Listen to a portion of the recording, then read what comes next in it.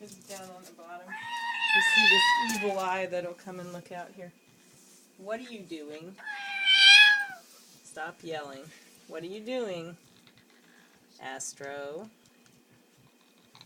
Let's see, he'll start screaming. There's a meow. Stop screaming. But he'll start, sorry. Screaming when we go up. So this is our anti-scream device, because we rattle it in the cage and he freaks out. So if when we go up he starts screaming, we'll come down and show him the broom. Now he's being pitiful kitty. So I don't want to sleep behind you. He's going to do that. As long as you stand there, he's going to do that. He thinks that you're going to rescue him from pitiful kitty. Sad kitty. Poor kitty. Hey, did you guys eat bonsais? You jackasses.